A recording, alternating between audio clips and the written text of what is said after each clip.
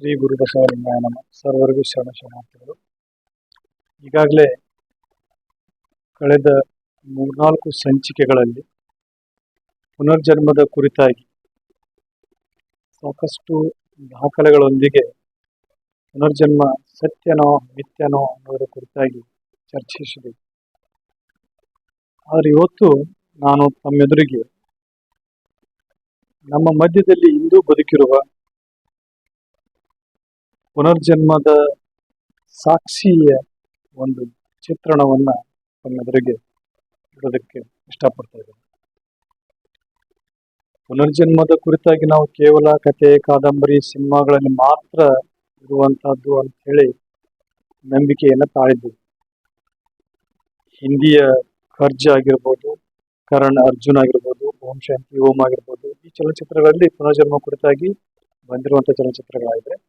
ಕನ್ನಡದಲ್ಲಿ ಪುನರ್ಜನ್ಮ ಅಂತೇಳಿ 1969ರಲ್ಲಿ ಒಂದು ಚಲನಚಿತ್ರ ಬರುತ್ತೆ. ಹಾಗೇನೆ 1989ರಲ್ಲಿ ಯುಗ ಪುರುಷ ಅಂತೇಳಿ ರವಿಚಂದ್ರ ಅವರಲ್ಲಿ ಸಹ ಪುನರ್ಜನ್ಮದ ಬಗ್ಗೆ ಮಾಹಿತಿಯನ್ನ ನಾವು ನೋಡ್ತೀವಿ. ಇತ್ತೀಚೆಗೆ ಗತ ವೈಭವ ಅಂತೇಳಿ 2020 ಒಂದು ಪಿಕ್ಚರ್ ಇವೆಲ್ಲ ಪುನರ್ಜನ್ಮವನ್ನ ಸಾಕ್ಷೀಕರಿಸುವಂತ ಚಿತ್ರಗಳು. ಆದ್ರೆ ಅವು ಚಲನಚಿತ್ರ ಆಗಿರೋದ್ರಿಂದ ಅದ್ರ ಬಗ್ಗೆ ಹೆಚ್ಚು ನಾವು ಒತ್ತು ಕೊಡೋದು ಆಗಲ್ಲ. ಯಾಕಂದ್ರೆ ನಮ್ಗೆ ಪುನರ್ಜನ್ಮದ ಬಗ್ಗೆ ನಿಜವಾದಂತ ವ್ಯಕ್ತಿ ನಮ್ಮ ಎದುರುಗಡೆ ಇದ್ರಪ್ಪ ಅಂದ್ರೆ ಹೌದು ಪುನರ್ಜನ್ಮ ಅನ್ನುವಂಥ ಸತ್ಯ ಅನ್ನೋದಕ್ಕೆ ಹೇಳೋದಕ್ಕೆ ಸಾಧ್ಯ ಆಗ್ತದೆ. ಬನ್ನಿ, ಇವತ್ತು ನಮ್ಮ ಮಧ್ಯದಲ್ಲಿ ಜೀವಿಸ್ತಾ ಇರುವಂತ ತನ್ನ ಪುನರ್ಜನ್ಮದ ನೆನಪುಗಳನ್ನ ಬಿಚ್ಚಿಟ್ಟಿರುವಂತ ಜಗತ್ತನ್ನೇ ಅಚ್ಚರಿಗೊಳಿಸಿರುವಂತ ವ್ಯಕ್ತಿಯ ಒಂದು ಚಿತ್ರಣವನ್ನ ನಾನು ನಿಮ್ಗೆ ಅವರೇ ಆಗ್ರಾದ ಸುರೇಶ್ ವರ್ಮಾ ಅನ್ನುವಂಥ ಪ್ರಕರಣ. घर एक बच्चे का जन्म होता है जिसका नाम रखा जाता है तोरण सिंह और उसको लाड से पुकारा जाता है. ಏನಿದು ಸುರೇಶ್ ವರ್ಮಾ ಅಥವಾ ಟಿ2 ಸಿಂಗ್ ಅನ್ನುವಂಥ ಪ್ರಕರಣ? ಆಗ್ರಾದಲ್ಲಿ ಸುರೇಶ್ ವರ್ಮಾ ಅನ್ನುವಂಥ ಒಬ್ಬ ವ್ಯಕ್ತಿ ಅವರ ಕೊಲೆ ಆಗ್ತದೆ. ಅವರು ಪುನರ್ಜನ್ಮದಲ್ಲಿ ಟಿ2 ಸಿಂಗ್ ಅನ್ನುವಂಥ ಹೆಸರಿನ ಮೇಲೆ ಜನ್ಮಿಸ್ತಾರೆ. ಯಾರು ಸುರೇಶ್ ವರ್ಮಾ, ಯಾರು ಟಿ2 ಸಿಂಗ್? ಸುರೇಶ್ ವರ್ಮಾ ಅನ್ನುವಂಥ ವ್ಯಕ್ತಿ ಅವರು ಡಿಸೆಂಬರ್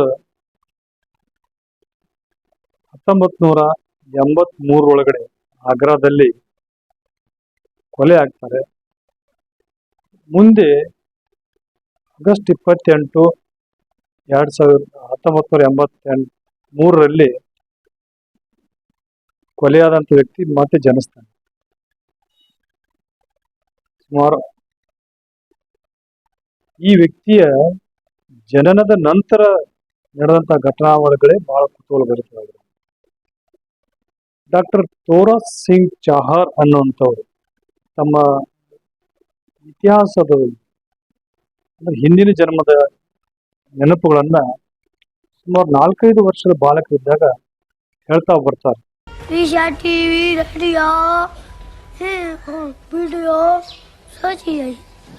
इनकी दुकान है वो. ಅವರ ಇತ್ತೀಚಿನ ಅಂದ್ರೆ ಈ ಜನ್ಮದ ತಂದೆ ತಾಯಿಗಳಿಗೆ ಅವ್ರು ಹೇಳುವಂತ ಹೇಳಿಕೆಗಳು ಅಷ್ಟೊಂದು ಮಗು ಏನೋ ಮಾತಾಡ್ತದೆ ಅಂತ ಹೇಳಿ ತಿಳ್ಕೊಂಡ್ಬಿಟ್ಟಿರ್ತಾರೆ. मेरे 3 बालक हैं और 3 बालिका हैं. मेरे पास 6 बच्चे हैं. टी2 सबसे छोटा बालक है मेरा. ಆದ್ರೆ ದಿನಗಳದಂಗೆ ಅವರು ಆ ತಂದೆ ತಾಯಿ ಅಂತ ಒಪ್ಕೊಳ್ಳೋಕೆ ತಯಾರಿಲ್ಲ. ಅಲ್ಲಿ ಇರುವಂತ ಹುಟ್ಟಿ ಬೆಳೆದಿರುವಂತ ಆ ಮನೆ ನನ್ನ ಮನೆ ಅಲ್ಲ ಅಂತ ಹೇಳ್ತಾನೆ. मैं गंदी मैं धोती पैर के बाद साड़ी है यहाँ तक तुम मम्मी मेरी उमान तो 2,000 की साड़ी पहनती है. तुम गंदी धोती से बाहर मत जाओ करो. हम भगवान ज्यादा है. तुम मम्मी गरीब हो, हमें ना अच्छा लगा. तू कमो के तो कातन को मकानों में यहाँ दिल ना लगे. ನನ್ನ ತಂದೆ ತಾಯಿ ಶ್ರೀಮಂತರಿದ್ರು, ನೀವು ಬಹಳ ಬಡತನದಲ್ಲಿ ಇದ್ದೀರಿ. ನಂದು ದೊಡ್ಡ ಬಿಸ್ನೆಸ್ ಇತ್ತು, ನನ್ನೊಂದು ಕಾರ್ ಇತ್ತು, ನನಗೆ ಹೆಂಡತಿ ಇದ್ಲು, ನನಗಿಬ್ರು ಮಕ್ಕಳಿದ್ರು. ಈ ರೀತಿಯಾದಂತ ವಿಚಾರಗಳನ್ನ ಒಂದು ಪುಟ್ಟ ಮಗು ಮಾತಾಡಿದಾಗ ಸಹಜವಾಗಿ ಅವರಿಗೆ ಏನೋ ಒಂದು ವಿಶೇಷತೆಯನ್ನ ಹೇಳ್ತಾ ಇದೆ ಮಗು ಅನ್ನುವಂಥ ಒಂದು ಕುತೂಹಲ ಮೂಡ್ತಾ ಇದೆ. 2.5 साल की उम्र में ये बालक ये बताता था कि मेरी माँ का नाम राजकुमारी है, मेरी बहू का नाम उमा है, मेरे पापाजी का नाम चंदा भारती. ಸರಿ, ಈ ಎರಡನೇ ಜನ್ಮದಲ್ಲಿರುವಂತಹ ಆ ತಂದೆಗೆ ಮೊದಲಿಗೆ ಒಬ್ಬ ಮಗು ಇರ್ತಾನೆ. ಅಂದ್ರೆ ಈ ಟಿ2ನ ಅಣ್ಣಗೆ ಹೇಳ್ತಾರ ಅವ್ರ ತಂದೆ, ಏನಾದ್ರು ಮಾತಾಡ್ತಾನೆ, ನಿಮ್ ತಮ್ಮ ಹೋಗಿ ನೀವು ನೋಡ್ಕೊಂಬ ಅಂತ ಹೇಳ್ತಾರೆ. ಯಾಕಂದ್ರೆ ಆಗ್ರಾ ಸಮೀಪದಲ್ಲಿ ಇರುವಂತ ಹಳ್ಳಿ, ಆಗ್ರಾದಲ್ಲಿ ಹೇಳ್ತಾನೆ ಅವನು. ಹೋಗ್ತಾನೆ ಅವನು, ಹೋಗಿ ಅವನು ಹೇಳಿರುವಂತ ಆ ಬೀದಿ ಒಳಗಡೆ ಹೋಗ್ತಾನೆ, ಆಗ್ರಾದ ಆ ಬೀದಿ ಒಳಗಡೆ. ಟಿ2 ಹೇಳಿರ್ತಾನೆ, ಟಿ2 ಸಿಂಗ್ ಅಲ್ಲಿ ನಂದೊಂದು ಸುರೇಶ್ ರೇಡಿಯೋ. तो एक दिन अशोक अपने दोस्त को लेकर आगरा निकल पड़ा और वो आगरा के उसी सदर बाजार में पहुंच गए जिस बाजार में अपनी दुकान होने का टीटू दावा करता था। वो दोनों कुछ देर घूमते रहे लेकिन वैसी कोई भी दुकान नहीं दिखाई दी। लेकिन अचानक उसको एक दुकान दिखाई दी जिसके बिलबोर्ड पर लिखा था सुरेश रेडियो। इससे पहले वो कभी इस दुकान पर आया नहीं था। वही बाजार ಅಂತ ಒಂದು ಶಾಪ್ ಇದೆ, ಅಲ್ಲಿ ನಾವು VCD ಮಾರ್ತೀವಿ, ಟಿವಿ ಮಾರ್ತೀವಿ, ಈ ರೀತಿ ಎಲ್ಲ ಮಾಹಿತಿಯನ್ನು ಹೇಳ್ತಾನೆ. ಅಲ್ಲಿ ಹೋಗಿ ನೋಡ್ತಾನೆ, ನಾವು ಹೇಳಿದಂತ ಸ್ಥಾನದಲ್ಲಿನೇ ಆ ಅಂಗಡಿ ಇರ್ತದೆ. ಅಲ್ಲಿ ನೋಡ್ತಾನೆ ಮೇಲೆ ಬೋರ್ಡು ಸುರೇಶ್ ಎಲೆಕ್ಟ್ರಾನಿಕ್ಸ್ ರೇಡಿಯೋ ಅಂತ ಹೇಳಿ ಅಂಗಡಿ ಇರ್ತದೆ. ಒಳಗೆ ಹೋಗ್ತಾನೆ, ಅಲ್ಲೊಬ್ಬ ವಿಧವೆ ಕೂತಿರ್ತಾಳೆ. हुए तो आगे एक महिला बैठी थी। जब अशोक ने उस महिला से उसका नाम पूछा तो उस महिला ने अपना नाम बताया, उमा वर्मा। सुरेश ಅವಳನ್ನ ಮಾತಾಡಿಸ್ತಾನೆ, ನನ್ನ ಗಂಡ ಹೀಗೆ ಸುಮಾರು 4-5 ವರ್ಷ ತೀರ್ಕೊಂಡು ಹೋಗಿದ್ದಾನೆ ಅಂತ ಹೇಳಿ ಎಲ್ಲ ವಿಚಾರಗಳನ್ನು ತಮ್ಮ ಹೇಳ್ತಾ ಇರೋದ ಟಿ2ನ ಮಾತಿಗೆ ಸಮೀಪ ಇರೋದನ್ನ ಕೇಳಿ ಅವನು ಧಾವಿಸಿ ಮನೆಗೆ ಬರ್ತಾನೆ. ಬಂದು ಅವನ ತಂದೆಗೆ ಅಂದ್ರೆ ಟಿ2 ಮತ್ತು ಈ ಬಾಲಕನ ತಂದೆ ಕೆಮಿಸ್ಟ್ರಿ ಲೆಕ್ಚರರ್, ಅವ್ರಿಗೆ ಹೇಳ್ತಾನೆ ಇಷ್ಟೆಲ್ಲ ನಡೆದದ್ದು ಸತ್ಯ ಇದೆ ಅಂತೇಳಿ. ಅವರು ಗಾಬರಿ ಆಗ್ತಾರೆ. ಸರಿ, ಸತ್ಯಾಸತ್ಯತೆಯನ್ನು ಪರಿಶೀಲಿಸೋಣ ಅಂತ ತಿಳ್ಕೊಂಡು ಆ ಮಗುನ ಕರ್ಕೊಂಡು ಆಗ್ರಾಕ್ ಹೋಗ್ತಾರೆ. ಹುಟ್ಟಿ 5 ವರ್ಷ ಆದ್ರೂ ಆಗ್ರಾ ನೋಡದೇ ಇರುವಂತ ಆ ಟಿ2 ಆಗ್ರಾಕ್ ಹೋದ ತಕ್ಷಣ ಆ ಬೀದಿ ಒಳಗಡೆ ಇರುವಂತ ಆ ಮನೆ ಅಂಗಡಿಗೆ ಎಷ್ಟು ಗಂಭೀರತೆಯಿಂದ ಹೋಗ್ತಾನ ಅಂತಂದ್ರೆ, ಒಬ್ಬ ದೊಡ್ಡ ಬಿಸಿನೆಸ್ ಮ್ಯಾನ್ ಹೋಗೋ ರೀತಿಯಲ್ಲಿ ಗಂಭೀರತೆ ಹೋಗಿ ಬಾಟ ದೂಡಿ ಒಳಗಡೆ ಹೋಗಿ ನೋಡ್ತಾನೆ ಅಂಗಡಿ ಒಳಗೆ. ಅಂದ್ರೆ ಸುಮಾರು ವರ್ಷಗಳಿಂದ ಪರಿಚಯ ಇರುವಂತ ಅಂಗಡಿ ಒಳಗೆ ಹೋಗುವ ವ್ಯಕ್ತಿಯ ರೀತಿ ಹೋಗಿ ಅಲ್ಲಿ ಕೂತಿರುವಂತ ಆ ಉಮಾ ಶರ್ಮಾ ಅನ್ನುವಂಥವಳಿಗೆ ಹೇಳ್ತಾನೆ, ನೀನ್ ಯಾಕೆ ಇಲ್ಲಿ ಕುಂತಿದ್ದೀಯಾ, ಇದು ಜಾಗ ನಿಂದಲ್ಲ, ಇದು ನನ್ನ ಜಾಗ ಅಂತ ಹೇಳ್ತಾನೆ.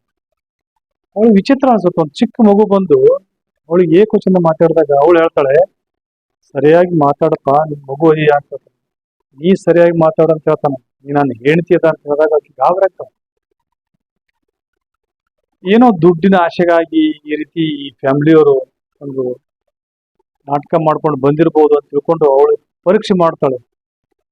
ಏನ್ ಪರೀಕ್ಷೆ ಮಾಡ್ತಾಳೆ ಅಂದ್ರೆ, ಹೌದು ನೀ ನನ್ನ ಗಂಡ ಅಂತಂತಿದ್ರೆ ಏನ್ ಸಾಕ್ಷಿ ಅಂತ ಹೇಳ್ತಾಳೆ. ಅವಾಗ ಅವಳು ತನ್ನ ತಲೆ ಮೇಲೆ ಹಾಕಿ ಫೋಟೋ ನೋಡಿ ಹೇಳ್ತಾನೆ, ಆ ಫೋಟೋ ನಂದೇ ಅಂತ ಹೇಳ್ತಾನೆ. ಅವಳಿಗೆ ಸ್ವಲ್ಪ ನಂಬಿಕೆ ಮತ್ತು ಕುತೂಹಲ ಹುಡ್ತದೆ. ಸರಿ, ಅವ್ನು ನೋಡ್ತಾನೆ ಅಂಗಡಿ ಸುತ್ತಲೂ ನೋಡಿದಾಗ ಎಷ್ಟು ಯಾಕೆ ಚೇಂಜ್ ಮಾಡಿದೆ ಅಂಗಡಿನ, ಇಲ್ಲಿ ಈ ಟಿವಿ ಇತ್ತಲ್ಲ, ಎಲ್ಲ ಮಾಡ್ತಾ ಇರ್ತಾನೆ, ನ್ಯಾಷನಲ್ ಮರ್ಫಿ ಆವಾಗಿನ ಕಾಲ ಮಾಡ್ತಂತ ಎಲ್ಲ VCDಗಳ ಬಗ್ಗೆ ಹೇಳ್ತಾನೆ ಅವನು. ಅವಳಿಗೆ ಇನ್ನೂ ಕುತೂಹಲ ಆಗ್ತದೆ. ಕುತೂಹಲ ಹೆಚ್ಚಾಗಿ ಅವಳು ಅವ್ನು ಪರೀಕ್ಷಿಸ್ಬೇಕು, ಈ ಪುಟ್ಟ ಮಗು ಹೇಳ್ತಾ ಇರೋದು ಎಲ್ಲವೂ ಸಹ ತನ್ನ ಗಂಡನ ವಿಚಾರಗಳನ್ನೇ ಹೇಳ್ತಾ ಇದ್ದಲ್ಲ ಅಂತಂದಾಗ ಒಂದು ಪ್ರಶ್ನೆ ಮಾಡ್ತಾಳ ಅವಳು, ಹೌದಪ್ಪ ಸರಿ, ನೀನ್ ಹೇಳ್ತಾ ಇರೋದೆಲ್ಲ ಸತ್ಯ ಇದೆ, ನಿನ್ ಸಾವು ಹೇಗಾಯ್ತು ಅಂತ ಕೇಳ್ತಾನೆ. ಅವನು ಹೇಳ್ತಾನೆ, ನನ್ನ ಸಾವು ಬುಲೆಟ್ಲಿಂದ ಆಯ್ತು, ಗುಂಡು ಹೊಡೆದು ನಾನು ಸಾವು ಹೊಡೆದ್ರು. ಸತ್ಯ ಅನಿಸುತ್ತೆ ಅವಳಿಗೆ ಹೇಳಿರುವಂಥದ್ದು. ಯಾವಾಗ ಸಾವು ಹೊಡೆದ್ರು, ಡೇಟ್ ಹೇಳ್ತಾನ ಅವನು. ಡೇಟ್ ಹೇಳಿದೆ, ಎಲ್ಲಿ ಸಾವು ಹೊಡೆದ್ರು ಅಂತಂದ್ರೆ, ನಾನು ಗೇಟ್ನ್ಯಾಗ ನಂದು ಅಂಗಡಿ ಕ್ಲೋಸ್ ಮಾಡ್ಕೊಂಡು ಮನೆಗೆ ಬರ್ತಾ ಇದ್ದೆ. ಮನೆಗೆ ಬರ್ತಾ ಇರಬೇಕಾದ್ರೆ ಗೇಟ್ನೊಳಗಡೆ ಇಬ್ಬರು ನಿಂತಿದ್ರು ವ್ಯಕ್ತಿಗಳು, ಅವ್ರ ಪರಿಚಯದವ್ರು, ನನ್ನ ಫ್ರೆಂಡ್ಸೇ, ನನ್ನ ಬಿಸ್ನೆಸ್ ಪಾರ್ಟ್ನರ್ಸೇ. ಹೇಳ್ತಾನೆ ಅವ್ರಿಗೆಲ್ಲ. ಅವ್ರು ನನಗೆ ಫಸ್ಟ್ ನಮಸ್ಕಾರ ಮಾಡಿದ್ರು, ಆಮೇಲೆ ಗುಂಡು ಹೊಡೆದ್ರು, ಅಲ್ಲಿ ಗುಂಡು ಇಲ್ಲಿ ತಾಕಿ ಹಿಂದ್ಗಡೆಯಿಂದ ಗುಂಡು ಪಾಸ್ ಆಗಿ ಹೋಯ್ತು ಅಂತ ಹೇಳ್ತಾನೆ. ಎಕ್ಸಾಕ್ಟ್ಲಿ ಎಲ್ಲ ಹೇಳ್ತಿರೋ ವಿಚಾರ ಎಲ್ಲ ಸತ್ಯ ಇರ್ತವೆ. ಯಾಕೆ ಉಮಾ ಶರ್ಮಾ ಗಾಬರಿ ಆಗ್ತಾಳೆ, ಇಷ್ಟು ನಿಖರವಾಗಿ ಹೇಳ್ತಾನೆ ಇದ್ದಾನ ಈ ಬಾಲಕ ಯಾರು. ಅವಳಿಗೆ ಇನ್ನೂ ಸಂಶಯ ಬರುತ್ತೆ. ಅವಳಿಗೆ 2 ಮಕ್ಕಳು ಇರ್ತಾರೆ. ಅಂದ್ರೆ ಈ ಸುರೇಶ್ ಶರ್ಮಾ ಇವನು ಟಿ2ನ ಮೊದಲನೇ ಜನ್ಮದ ಹೆಸರು. ಆ 2 ಮಕ್ಕಳನ್ನ ಸುಮಾರು ವರ್ಷ ಆಗಿರುತ್ತೆ, 5-6 ವರ್ಷ ಆಗಿತ್ತು, ನೋಡೇ ಇಲ್ಲ. ಆ ಮಕ್ಕಳನ್ನ ಕರ್ಕೊಂಡ್ಬಂದು 4-5 ಮಕ್ಕಳ ಜೊತೆಗೆ ನಿಂದ್ರಿಸ್ತಾಳ ಅವಳು. ಇರ ನಿನ್ನ ಮಕ್ಳು ಯಾರು ಹೇಳು ಅಂತ ಹೇಳ್ತಾನೆ. ಕರೆಕ್ಟ್ ಆಗಿ ಅವನು ತನ್ನ ಎರಡೂ ಮಕ್ಕಳನ್ನು ಗುರುತಿಸ್ತಾನೆ. ಸೋನು ಮತ್ತು ಹೆಸರಿದೆ ಆ ಮಗುವಿನ ಹೆಸರು. ಹೋಗಿ ಕರೆಕ್ಟ್ ಆಗಿ ಆ ಮಕ್ಕಳನ್ನ ಹಿಡ್ಕೊಂಡ್ ಬಂದು ಇವರೇ ನನ್ನ ಮಕ್ಕಳು ಅಂತ ತೋರಿಸ್ತಾನೆ. ಆ ಮಕ್ಕಳಂತ ಏನ್ ಹೇಳ್ತಾನಲ್ಲ, ಆ ಮಕ್ಕಳಕ್ಕಿಂತ ಇವನು 5 ವರ್ಷ ಚಿಕ್ಕವನು. ಮುಜುಗರ ಅನಿಸುತ್ತ ಆ ಹುಡುಗರಿಗೂ ಸಹ, ಏನ್ ಈ ರೀತಿಯಾಗಿ ಇಷ್ಟು ಕರೆಕ್ಟ್ ಆಗಿ ಎಲ್ಲ ಮಾಹಿತಿಯನ್ನು ಕೊಡ್ತಾ ಇದ್ದಾನಲ್ಲ ಇವನು ಅಂತ. ಅಷ್ಟೇ ಅಲ್ಲ, ಅವಳು ಇನ್ನೂ ಪರೀಕ್ಷಿಸ್ಬೇಕು ಅಂತಾಳ. ಇವ ಹೇಳ್ತಾ ಇರೋದು ಎಲ್ಲ ಏನೋ ಹೇಳಿ ಕಳಿಸಿರ್ಬೋದು, ಯಾರೋ ಏನೋ ಅಂತ ಹೇಳ ನಂಬಿಕೆ ಬರೋದಿಲ್ಲ. ಇವೆಲ್ಲ ಜನರ ಮಧ್ಯದಲ್ಲಿ ಘಟಿಸಿರುವಂತ ಘಟನೆಗಳು ಇವುಗಳನ್ನೆಲ್ಲ ಹೇಳ್ತಾನೆ. ನಮ್ಮಿಬ್ಬರ ಮಧ್ಯದಲ್ಲಿ ಅಂದ್ರೆ ಗಂಡ ಹೆಂಡತಿ ಒಳಗೆ ಮಧ್ಯದಿರುವಂತ ಕೆಲವು ಘಟನೆಗಳನ್ನ ಪರೀಕ್ಷೆ ಮಾಡ್ಬೇಕಂತ. ಸರಿ, ಇವನು ಒಳಗ್ ಬರ್ಬೇಕಾದ್ರನೆ ಆ ಶರ್ಮಾ ಏನಿದಲ್ಲ, ಸುರೇಶ್ ವರ್ಮಾ ಅದೇ ದಾಟಿ ಒಳಗಡೆ ಸ್ಟೆಪ್ಸ್ ಆಗಿ ಒಳಗ್ ಬರ್ತಾನೆ. ಅವನು ಒಳಗ್ ಬಂದ ತಕ್ಷಣ ಮೇಜ್ ಕುಟ್ಟಿ ತನ್ನ ಸೇರಿ ಕೊಡುವಂತದ್ದು ಒಂದು ರೂಢಿ ಒಂದು. ಅದೇ ರೀತಿ ಮೇಜ್ ಕೊಡ್ತಾನೆ ಅವನು ಒಳಗ್ ಬಂದಾಗ. ಅವಾಗೇ ಸಂಶಯ ಬರ್ತೈತಿ ಹಾವ ಭಾವ ನಡೆ ನೋಡಿ. ಆಯ್ತು, ನೀ ತೀರ್ಕೊಳ್ಳೋಕಿನ ಹಿಂದಿನ ದಿವಸ ನಡೆದಂತ ಘಟನೆ ಏನಾದ್ರೂ ನೆನಪಿದ್ರೆ ಹೇಳು ಅಂತ ಹೇಳ್ತಾಳೆ. ಅದು ಗಂಡ ಹೆಂಡತಿ ಮಧ್ಯದಲ್ಲಿ ನಡೆಸಿರುವಂತ ಘಟನೆ ನೆನಪು ಮಾಡು ಅಂತ ಹೇಳಿದಾಗ ಅವನು ಹೇಳ್ತಾನೆ, ಹೌದಾ, ನಾನು ನೀನು ಸೇರಿ ಒಂದು ಜಾತ್ರೆಗೆ ಹೋಗಿದ್ದೀವಿ. ಆ ಜಾತ್ರೆಗೆ ಹೋದಾಗ ಅಲ್ಲಿ ನಾನು ಜಿಲೇಬಿ ತಗೊಂಬಂದಿದ್ದೆ. ನನ್ನ ಕಾರಿನ ಬೋನೆಟ್ ಮೇಲೆ ಕೂತ್ಕೊಂಡು ಜಿಲೇಬಿ ತಿಂದೀವಿ ಅಂತ ಹೇಳಿದಾಗ ನಿಜವಾಗಿಯೂ ಅದ್ಭುತ ಅನಿಸ್ಬಿಡ್ತಾವ. ಒಪ್ಕೊಂಡ್ ಬಿಡ್ತಾಳ ಅವಳು. ಈ ಘಟನೆ ಅಂತೂ ನಾವು ಯಾರಿಗೂ ಗೊತ್ತಿಲ್ಲ, ನನಗೆ ಮತ್ತು ಅವನಿಗೆ ಅಷ್ಟು ಮಧ್ಯದಲ್ಲಿ ನಡೆದಿರುವಂತ ಘಟನೆ. ಹೌದು, ಇದು ನಿಜವಾಗಿಯೂ ಸಹ ಪುನರ್ಜನ್ಮವಾಗಿರುವಂತ ನನ್ನ ಪತಿನೇ ಅಂತ ಹೇಳೋಳು ಒಪ್ಕೋತಾಳೆ. ಅಷ್ಟೇ ಅಲ್ಲ, ಅವನು ಅವಾಗ ಹೇಳ್ತಾನೆ, ತಾನು ಸಾಯುವಾಗ ಹೊಂದಿರುವಂತ ಬ್ಯಾಂಕಿನ ಅಕೌಂಟ್ ನಂಬರ್ ಹೇಳ್ತಾನೆ. ಇದು ಅಂತೂ ಮಿರಾಕಲ್ಲೇ. ಅಷ್ಟೇ ಅಲ್ಲ, ಆ ಅಕೌಂಟ್ನೊಳಗೆ 84 ಲಕ್ಷ ರೂಪಾಯಿ ಬ್ಯಾಲೆನ್ಸ್ ಇತ್ತು ಅನ್ನೋದನ್ನು ಸಹ ಹೇಳ್ತಾನ ಅವನು. ಇಷ್ಟೆಲ್ಲಾ ಅಂಶಗಳನ್ನ ಕೇಳಿದಂತ ಅವಳಿಗೆ ಇವ ನನ್ನ ಗಂಡ ಅಲ್ಲ ಅಂತ ಹೇಳಿ ಅಲ್ಲಗಳೋದಕ್ಕೆ ಸಾಧ್ಯನೇ ಆಗೋದಿಲ್ಲ. ಇವನು ಇಲ್ಲಿ ಬರೋಕಿತ ಪೂರ್ವದಲ್ಲಿನೇ ಅವನ 2ನೇ ಜನ್ಮದ ತಂದೆಗೆ ಹೇಳ್ತಾನೆ, ತನ್ನ ಅಂಗಡಿ ಆಗ್ರಾದ ಸದಾರ್ ಬಜಾರ್ದಲ್ಲಿ ಐತಿ ಅಂತ ಹೇಳಿ. ಅಷ್ಟು ಎಕ್ಸಾಕ್ಟ್ ಆಗಿ ಪ್ಲೇಸ್ ಅನ್ನ ಗುರುತಿಸಿ, ಅಷ್ಟೇ ಅಲ್ಲದೆ ತನ್ನ ಬ್ಯಾಂಕಿನ ಅಕೌಂಟ್ ನಂಬರ್ನ ಹೇಳಿ, ಅದರೊಳಗಿರುವಂತ ಅಕೌಂಟಿನ ಅಮೌಂಟ್ ಹೇಳಿ, ಅಷ್ಟೇ ಅಲ್ಲ ತನಗೆ ಯಾರ್ಯಾರು ಎಷ್ಟು ದುಡ್ಡು ಕೊಡ್ಬೇಕಾಗಿತ್ತು, ಸುಮಾರು 40 ಲಕ್ಷ ಬ್ಯಾಲೆನ್ಸ್ ಯಾರ್ಯಾರು ಬರಬೇಕು ಅನ್ನೋದು ಸಹ ಹೇಳ್ತಾನ ಅವನು. ಇವೆಲ್ಲ ಕೇಳಿದಾಗ ನಿಜವಾಗಿಯೂ ಸಹ ಅದ್ಭುತ ಅನಿಸ್ತದೆ. ಅಲ್ಲಿ ಹೋಗಿರುವಂತ ಜಾತ್ರೆ ಯಾವ ಊರ್ದು ಅಂತಂದ್ರೆ ಧೋಲ್ಪುರ್ ಅಂತೇಳಿ, ಅಲ್ಲಿ ಜಾತ್ರೆಗೆ ಹೋಗಿದ್ದೀವಿ, ಅಲ್ಲಿ ಜಿಲೇಬಿ ತಿಂದಿದ್ದೀವಿ. ಎಲ್ಲ ಘಟನೆಗಳನ್ನ ಕೇಳಿದಂತ ಆ ಉಮಾ ವರ್ಮಾಳಿಗೆ ಪುನರ್ಜನ್ಮ ಬಂದಂತ ಪತಿನೇ ಇವನು ಅಂತ ಒಪ್ಕೊಂತಾಳೆ. ತನ್ನ ಮಾವ ಅಂದ್ರ ಈ ಸುರೇಶ್ ವರ್ಮನ ಪೂರ್ವ ಜನ್ಮದ ಮೊದಲನೇ ತಂದೆ ತಾಯಿ ಅವರಿಗೆ ಪರಿಚಯ ಮಾಡ್ತಾಳೆ. ಅವ್ರಿಗೆ ಒಂದ್ ಕಡೆ ಖುಷಿ, ಒಂದ್ ಕಡೆ ದುಃಖ. ನನ್ನ ಮಗ ಮತ್ತೆ ಹುಟ್ಟಿ ಬಂದಾನ, ಅವನು ತಂದೆಯನ್ನು ಗುರುತಿಸ್ತಾನೆ, ತಾಯಿನೂ ಗುರುತಿಸ್ತಾನೆ. ನಂಬಬೇಕಾದ್ರೆ ಅವನು ತೀರ್ಕೊಳ್ಳುವ ಹೊತ್ನ್ಯಾಗ 34-35 ವರ್ಷದ ಮಗ ಆಗಿರ್ತಾನೆ. ಅಂತ ಚಿತ್ರಣ ಅವ್ರ ಮನಸ್ಸಿನಾಗ ಇರ್ತದ ಮಗನ. ಈಗ 5-4 ವರ್ಷದ ಮಗ ಅಂತ ಒಪ್ಕೋಬೇಕಲ್ಲ, ಅವ್ರಿಗೊಂದೊಂದು ಧರ್ಮ ಸಂಕಟ. ಅಷ್ಟೇ ಅಲ್ಲ, ಇವನು ತನ್ನದೇ ಆದಂತ ಬಿಳಿ ಕಾರನ್ನು ಹೊಂದಿರ್ತಾನೆ, ಫಿಯಟ್ ಕಂಪ್ನಿದು. ಅಲ್ಲಿ ಅಂಗಡಿ ಮುಂದೆ, ಮನೆ ಮುಂದೆ ಬ್ಲ್ಯಾಕ್ ಕಲರ್ ಕಾರ್ ಇರ್ತೈತಿ. ಇದು ನನ್ನ ಕಾರ್ ಅಲ್ಲ, ಇದು ಎಲ್ಲಿ ತಂದಿರಿ ಅಂತ ಕೇಳ್ತಾನೆ. ಯಾವಾಗ ಈ ಫ್ಯಾಮಿಲಿ, ಆ 2 ಫ್ಯಾಮಿಲಿಯವರು ಪರಸ್ಪರ ಹೊಂದ್ಕೊಂಡು ಅವ್ರ ಮನೆಗೆ ಇವ್ರು ಬರ್ತಿರ್ತಾರೆ, ಇವ್ರ ಮನೆಗೆ ಅವ್ರು ಹೋಗ್ತಿರ್ತಾರೆ. ಅವಾಗ ಒಂದ್ಸರ್ತಿ ಆಗ್ರಾದ ಬಾಜು ಇರೋ ಇವ್ರ ಹಳ್ಳಿಗೆ ಆ ಸುರೇಶ್ ವರ್ಮಾ ಫ್ಯಾಮಿಲಿಯವ್ರ ಕಾರ್ ತಗೊಂಡ್ಬಂದಾಗ ಬ್ಲ್ಯಾಕ್ ಕಲರ್ ಕಾರ್ ಇರ್ತದೆ. ಈ ಮಗು ಅಂದ್ರೆ ಟಿ2 ಹೇಳ್ತಾನೆ, ಇದು ನನ್ನ ಕಾರ್ ಅಲ್ಲ, ಇದು ನಮ್ಮ ಕಾರ್ ಎಲ್ಲಿ ಐತಿ ಅಂತ ಕೇಳ್ತಾನೆ. ಈ ಹಳ್ಳಿಯೊಳಗಿದ್ದಾಗ ಇವನು ಮಾತಾಡುವಂತದ್ದು ವಿಚಾರಗಳನ್ನ ತಂದೆ ತಾಯಿ ನೀವು ಅಲ್ಲ, ನಮ್ಮ ತಂದೆ ತಾಯಿ ಅಲ್ಲಿದಾರ ಅಂತ ಹೇಳೋ ಹೊತ್ನ್ಯಾಗ ಯಾವುದೇ ಬಿಳಿ ಕಾರ್ ಆ ಹಳ್ಳಿಯೊಳಗೆ ಬಂತಪ್ಪ ಅಂದ್ರೆ ಹಿಂದೆ ಓಡ್ ಹೋಗ್ತಿರ್ತಾನೆ ಅವನು. ನನ್ನ ಪೂರ್ವ ಜನ್ಮದ ಮನೆಗೆ ಕರ್ಕೊಂಡು ಹೋಗ್ತೈತಿ ಕಾರು ಅನ್ನೋದು ನಂಬಿಕೆಯಿಂದ. ಒಂದ್ಸರ್ತಿ ಅಂತೂ ಕ್ಯಾರಿ ಬ್ಯಾಗ್ನಾಗ ಎಲ್ಲಾ ಬಟ್ಟೆ ಹಾಕೊಂಡು ಆ ಕಾರಿಂದ ಓಡೋಗಿರ್ತಾನೆ. ಅಷ್ಟೆಲ್ಲ ನೆನಪುಗಳನ್ನು ಇಟ್ಟುಕೊಂಡಂತ ಇವರು ಪ್ರಸ್ತುತ ಇನ್ನ ಈಗಿನ ಜನ್ಮಕ್ಕೆ ಬರೋಣ. ಈಗಿನ ಜನ್ಮದಲ್ಲಿರುವಂತ ಇವರ ತಂದೆ ಕೆಮಿಸ್ಟ್ರಿ ಲೆಕ್ಚರರು. ಇವರಿಗೆ ಮಿಲಿಟರಿ ಸೇರ್ಬೇಕು ಅನ್ನೋ ಆಸೆ ಇರ್ತೈತಿ. ಯಾರು ಈ ಜನ್ಮದ ಟಿ2 ಅಂತ ಕರೆಯೋಣ ನಾವು. ಸಾಮಾನ್ಯವಾಗಿ ಅವ್ರು ಟಿ2 ಸಿಂಗ್ ಅಂತ ಕರೀತಾರೆ.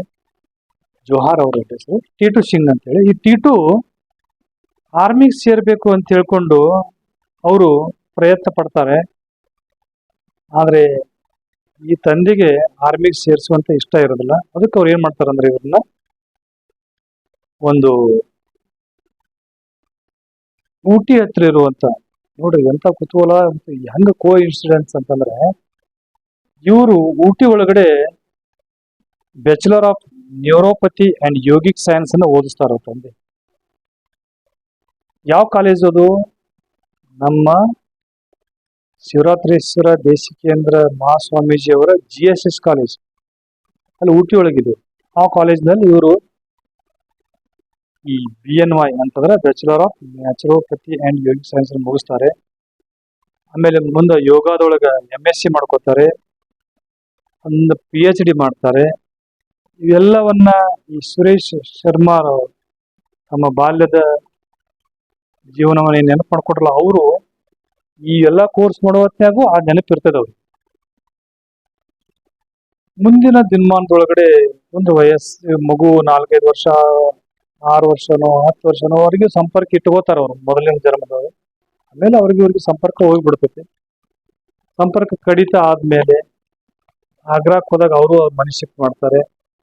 ಅಲ್ಲಿ ಅವರು ಬಿಟ್ಟು ಹೋಗ್ತಾರೆ. ಇವೆಲ್ಲ ಘಟನೆಗಳು ನಡೆದ್ಮೇಲೆ ಈಗ ಇವ್ರ ಪ್ರಸ್ತುತ ಜೀವನ ಎಲ್ಲಿದೆ ಅಂತಂದ್ರೆ ಹರಿದ್ವಾರದಲ್ಲಿರುವಂತಹ ಪತಂಜಲಿ ಯೂನಿವರ್ಸಿಟಿ ಒಳಗಡೆ ಇವರು ಪ್ರೊಫೆಸರ್ ಆಗಿದ್ದಾರೆ. ಈಗೂ ಸಹ ತಮ್ಮ ಹಿಂದಿನ ಸುರೇಶ್ ವರ್ಮಾ ಜೀವನದಲ್ಲಿದ್ದಂತ ಎಲ್ಲ ನಡವಳಿಕೆಗಳು ಇವ್ರ ನಡವಳಿಕೆಗಳು. ಸುರೇಶ್ ವರ್ಮಾ ಬಹಳ ಸಿಟ್ಟಿನ ವ್ಯಕ್ತಿ ಇದ್ದ, ಬೇಗನೆ ಸಿಟ್ಟಿ ಬರ್ತಾ ಇದ್ದ. ಇವರು ಸಹ ಅದೇ ಸ್ವಭಾವವನ್ನು ಹೊಂದಿದ್ದಾರೆ.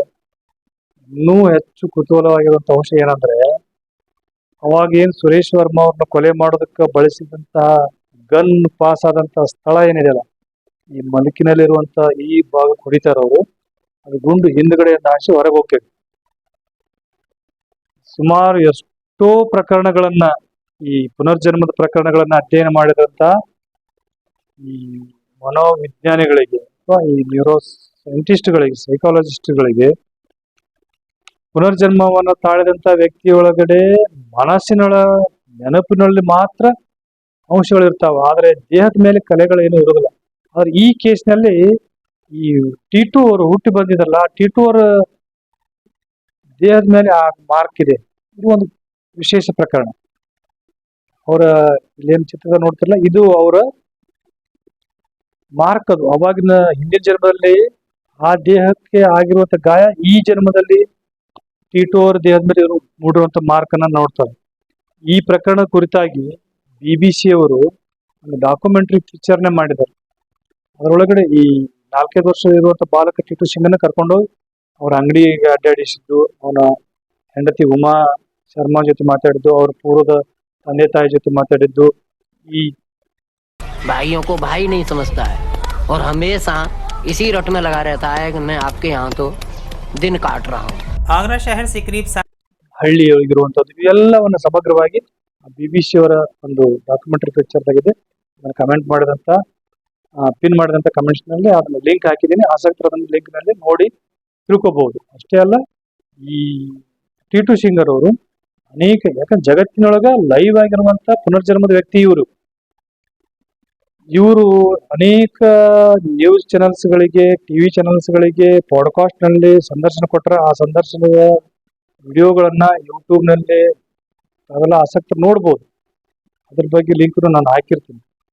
ನಮ್ಮ ಮಧ್ಯದಲ್ಲಿ ಇಷ್ಟು ಪುನರ್ಜನ್ಮಕ್ಕೆ ಸಾಕ್ಷಿಯಾಗಿರುವಂತ ಇವರು ಇರುವಾಗ ಪುನರ್ಜನ್ಮ ಇಲ್ಲ ಅಂತ ಹೇಳೋದಕ್ಕೆ ಆಗುದೇ ಇಲ್ಲ. ಕೇವಲ 6 ತಿಂಗಳ ಅಂತರದಲ್ಲಿ ಜನಿಸಿರುವಂತವ್ರು ಇವರು.